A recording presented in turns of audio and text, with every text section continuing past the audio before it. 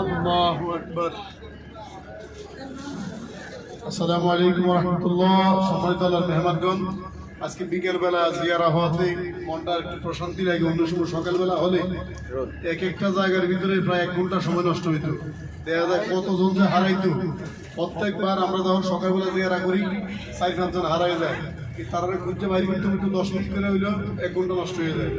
যাক আলহামদুলিল্লাহ, এখন বিকেলে জিয়ারা হওয়াতে মানুষ কম, ভিড় কম, বিদায় আলহামদুলিল্লাহ আমরা সবকিছু সুন্দর মতো করতে পারতেছি আলহামদুলিল্লাহ। এই পর্যায়ে আমরা যে জায়গাটার মধ্যে যাব সেটা হচ্ছে মসজিদে সাবাহা। 7টা মসজিদ একসাথে। মসজিদে সাবাহা কিন্তু এখানে গাড়ি দাঁড়ানোর কোনো সুযোগ নেই, মানে গাড়ি থেকে নামতে পারতেন না। গাড়ি স্লো করবে, দাঁড়াবে। এই গাড়ির গ্লাস থেকে আমি মাইক দিয়ে বললে আপনারা সেদিকে দৃষ্টি রাখবেন, ইনশাল্লাহ দেখবেন। মসজিদে সাবাহা হচ্ছে সেখানে 7টা মসজিদ। এর মধ্যে একটা মসজিদ আছে যে মসজিদের মধ্যে সূরাতুল ফাতিহা নাযিল হয়েছে। সুবহানাল্লাহ। এর মধ্যে আরেকটা মসজিদ আছে।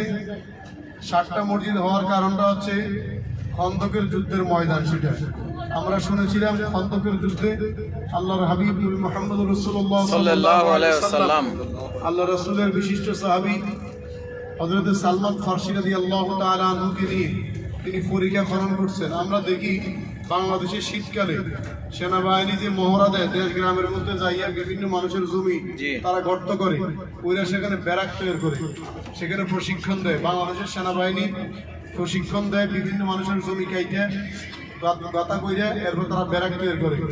এই জিনিসটা আল্লাহর হাবিব আজ থেকে প্রায় আরো 1500 বছর আগে রাসূলুল্লাহ সাল্লাল্লাহু আলাইহি ওয়াসাল্লাম নিজেই সাহাবায়ে কেরামদেরকে সেই ট্রেনিংটা দিয়েছেন। পরবর্তীতে বিভিন্ন দেশের সেনাবাহিনী এই ট্রেনিংটা তারা গ্রহণ করছে তাদের ক্যাম্পের মধ্যে। এটাও একটা তাদের সেক্টর রাখছে তাদের প্রশিক্ষণের। আল্লাহর হাবিব নবী মুহাম্মদ রাসূলুল্লাহ সাল্লাল্লাহু আলাইহি ওয়াসাল্লাম যেই জায়গার ভিতরে খন্দকের যুদ্ধ হয়েছে সেখানে 7টা মসজিদ এখনো আছে। এই 7টা মসজিদ থাকার কারণ হচ্ছে সাহাবায়ে কেরাম একদিকে বিভিন্নভাবে যুদ্ধ থাকতো, অন্য সময় আরেকজন সাহাবায়ে কেরাম সেখানে দাঁড়াইয়া নামাজ পড়ার সুযোগ করে দিত। এখানে একটা ব্যারাক তৈরি করতো, এখানে মানব পাশে তৈরি করতো, মানব দেওয়াল তৈরি করে এক একটা জামাত এক এক জায়গায় হয়েছে। এই এক একটা জামাত এক এক জায়গায় হওয়ার কারণে সেখানে 7টা মসজিদ রূপান্তর করা হয়েছে। আমরা ইনশাআল্লাহ সেই মসজিদে সাবাহা, যেটা খন্দকের যুদ্ধের ময়দান বলা হয়, আমরা দেখবো। সামনে চলে আসছি। মদিনার জিয়ারাটা খুব কাছাকাছি, এই কারণে অল্প সময় আমরা শেষ করতে পারবো। মক্কার জিয়ারা একটু দূরত্ব আছে, সেটা মক্কায় গেলে ইনশাআল্লাহ দেখাবো। মক্কা গেলে আমরা মিনা, মানুষ উপরে উঠতেছে পাহাড়ের উপর দিয়ে, এই জিনিসগুলি আমরা দেখবো। মাশাআল্লাহ। আমরা চলে আসছি মদিনায় খন্দকের যুদ্ধের ময়দান, মসজিদে সাবাহা থেকে বলা হয়। এটাই হচ্ছে মসজিদে সাবাহা। এখানে 7টা মসজিদ দেখেন। এই শুরু হইল, এখন গাড়ি ঘুরে ভাই শোয়ে হ্যাঁ। এই বাম পাশের যে মসজিদটা দেখতেছেন, এই মসজিদে সূরা ফাতিহা নাযিল হয়েছে বাম পাশে। সুবহানাল্লাহ, সুবহানাল্লাহ। এই বাম পাশে দেখছেন পাহাড়ের উপরে মসজিদটা, এই মসজিদটা, হ্যাঁ, এটা একটা মসজিদ, সূরা ফাতিহা নাযিল হয়েছে। এই একটা মসজিদ। ওইখানে যারা আসছে তারা প্রাইভেট কারে আসছে বা বিভিন্ন গাড়ি দিয়ে আসছে, এই কারণে তারা খোলামেলা হাঁটতেছে। কিন্তু বাস এখানে থামতে দেয় না, কোনো একটা বাস দাঁড়াইছে না, তারা স্লো করে চলে যেতে হবে। এটা হচ্ছে সূরা ফাতিহা নাযিল হওয়ার মসজিদ। উপরে আরেকটা মসজিদ, এখানে একটা মসজিদ। ওই উপরে দেখেন, এখানে একটা উপরে ব্যারিকেড আছে, উপরে বাম পাশে উপরে ব্যারিকেড, পাহাড়ের উপরে ওই কিছু মানুষ উঠছে দেখছেন, ওই পাঞ্জাবি গাতে উঠতেছে। এটি অতি উৎসাহিত যাইতে করে পাকিস্তানি অথবা বাঙালি অথবা ইন্ডিয়ান, এই 3 দেশের জাতি। বাংলাদেশের মানুষ, পাকিস্তানি মানুষ, ইন্ডিয়ান মানুষ যেন সাপের খেলা হয়, বাজার বন্ধ করে নামাজ বন্ধ করে সাপের খেলা চায়। তো একটা কামান আসছে, একটা ট্রেন আসছে, একটা বেতু দিয়ে কাজ করতেছে, ড্রেনে কাজ করতেছে। বাংলাদেশের মানুষ উৎসুক বেশি এখানে দাঁড়ায় রয়েছে ঘন্টার পর ঘন্টা।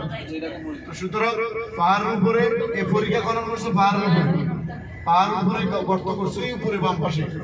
এটা একটা বড় মসজিদ। এখানে আল্লাহ রাসূলুল্লাহ সাল্লাল্লাহু আলাইহি ওয়াসাল্লামের নেতৃত্বে এখানে প্রথম নামাজটা হয়েছে। এখানে এটা রূপান্তর করছে বড়টা দিয়ে।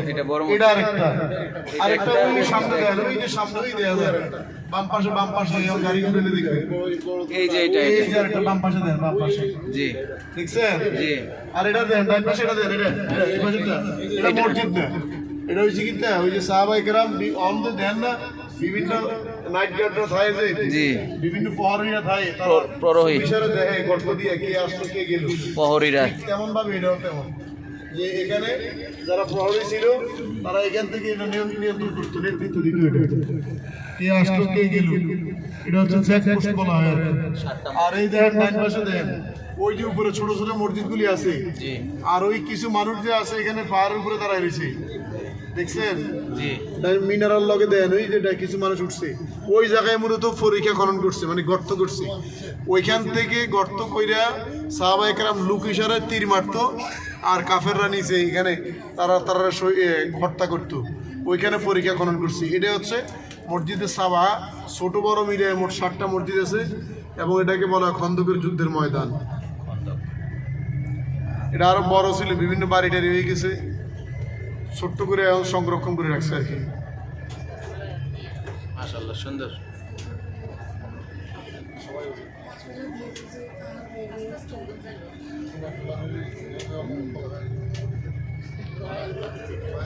না এখানে পাহাড়ের উপরে ওঠার কোনো ইয়ে নাই, ফজিলত নাই, তবে দেখলাম আর কি, এটা হচ্ছে বড় কথা। হ্যাঁ আল্লাহ কে আছে মাথার উপরে রয়েছে। সবটা পাহাড়ে খন্দকের যুদ্ধের ময়দান আর কি, সব পুরা পাহাড়টায় এদের ক্ষণে ক্ষণে 7টা মসজিদ হয়েছে, খন্দকের যুদ্ধের ময়দান।